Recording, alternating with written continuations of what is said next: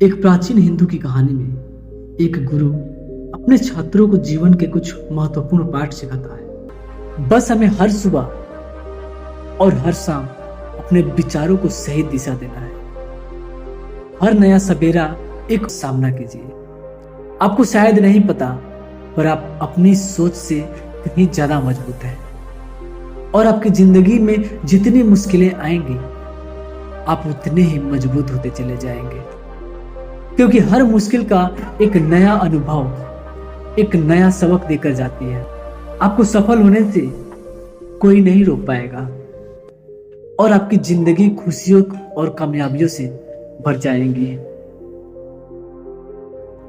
बुरे काम करके ये मत सोचो कि आपके साथ कुछ अच्छा होगा। अगर जिंदगी में कुछ अच्छा चाहिए तो फिर अच्छा ही सोचना होगा और अच्छा करना ही होगा। तभी आप पर इस ब्रह्मांड की मेहरबानी होगी। इसीलिए अपनी सोच और अपने कर्म पर सही नियंत्रण रख। हम दुनिया को किसी से देखते हैं, हम दुनिया को किस नजर से देखते हैं, यह काफी हद तक हमारी अपनी सोच पर निर्भर करता है। एक नकारात्मक मानसिकता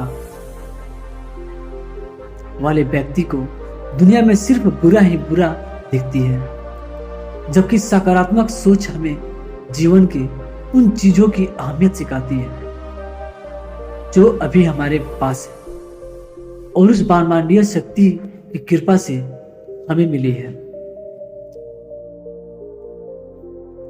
सन्यासी ने आगे कहा, अपने मन को शांत रखना सीखो।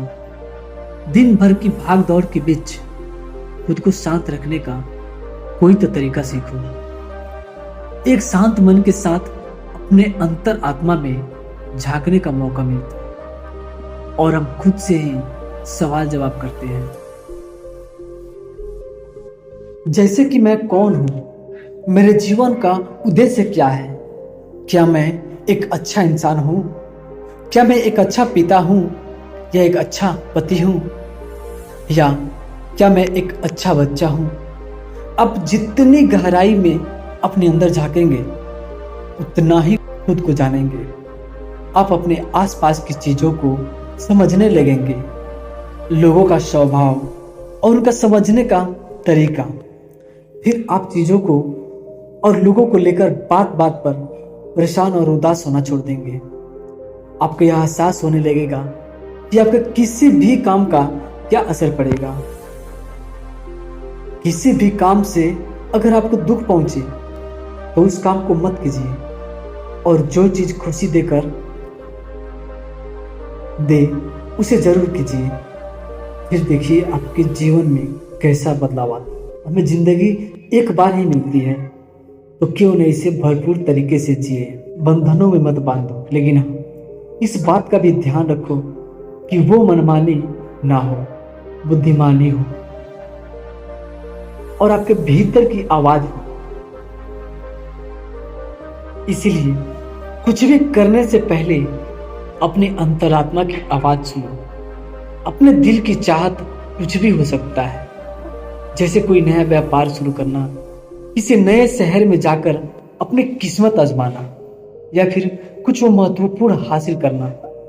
जो भी आपके दिल में है उसे पाने के लिए कम से कम एक बार अपना संपूर्ण प्रयास जरूर करें।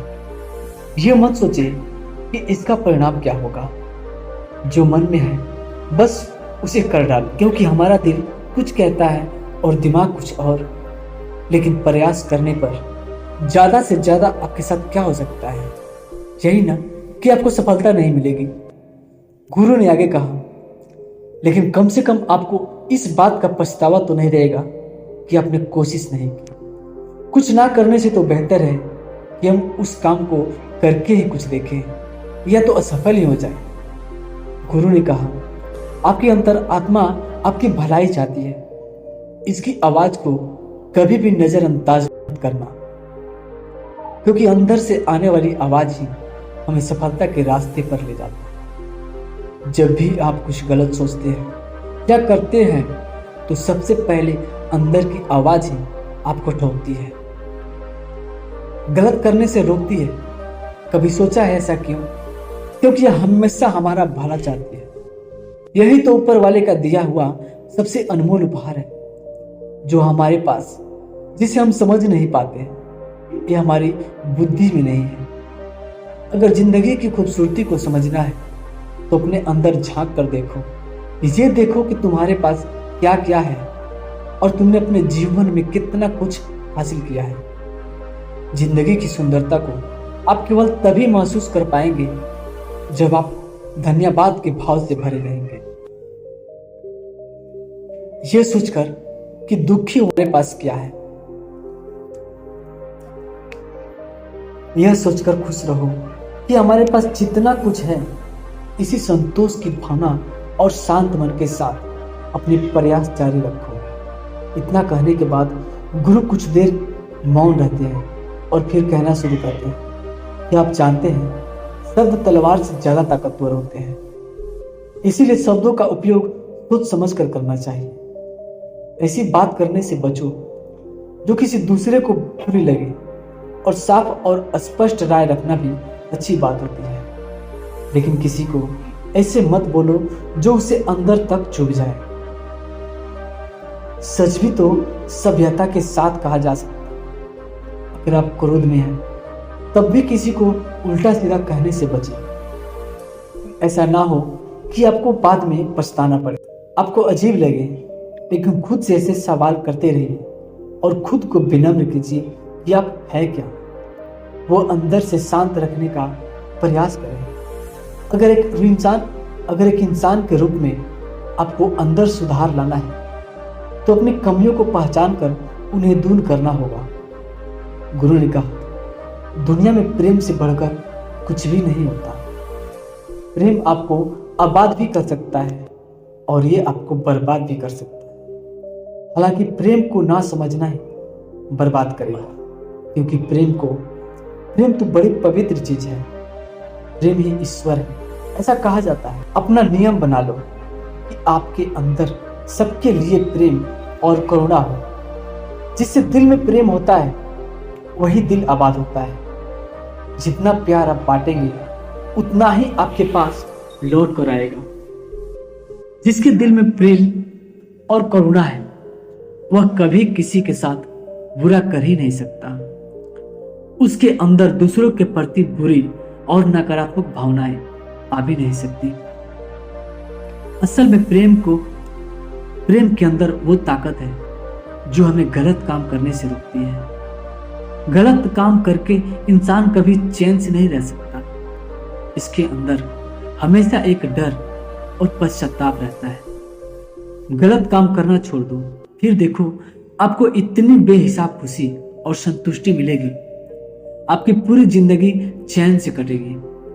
जो लोग स्वार्थी और धोखेबाज होते हैं, खुशियां उनसे दूर भागती है।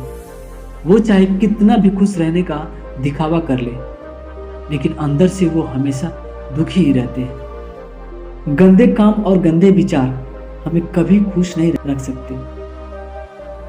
जहां खुशी है वहीं प्रेम है। इतना कहने के बाद गुरु ने अपना प्रवचन समाप्त